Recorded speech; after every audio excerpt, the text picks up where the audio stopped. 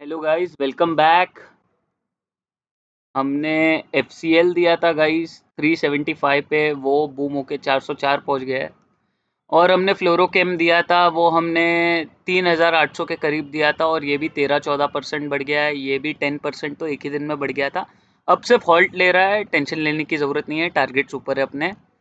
अब आज के लिए जो वीडियो मैं लेके आया हूँ, और लास्ट टाइम हमने एफसीएल में कंसेप्ट पढ़ा था कि what is tennis ball effect, कैसे वो 200 ईएमए पे आकर जा रहा था।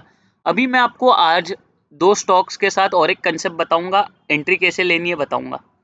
यहाँ पे मैं कंप्रेशन स्प्रिंग्स के बारे में बात करूंगा। Compression spring store and release energy when subjected to a compressive force. As the spring compresses, it stores energy within its structure. When the force is removed, energy is released and the spring expand to its original length. अब ये spring की तरह है। अब ये spring है, spring को हमने दबाया नीचे, फिर वो अपने ओरिजिनल फॉर्म में कब से साइडवेज है। ये स्टॉक ये साइडवेज है, ये कंप्रेस हो रहा है। अब जब ये स्प्रिंग रिलीज होगा, it will expand back to its original length. तो यहाँ 4-5% का मैं मूव एक्सपेक्ट कर रहा हूँ।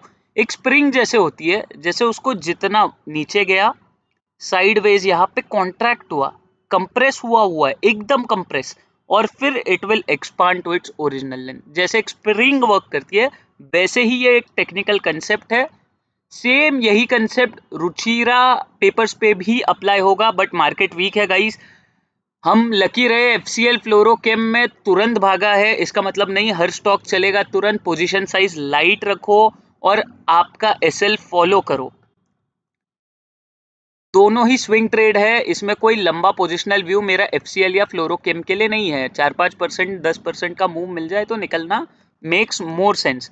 और दोनों में ही मैंने हाई लेवल मार्क किया हुआ है, उसके ऊपर ही एंट्री लेनी है। अगर एंट्री ट्रिगर नहीं होती तो एंटर नहीं करना है। जो 423.25 है बोरोसिल में, और जो रुचिरा में लेवल आ रहा है वो है 146। Thank you guys.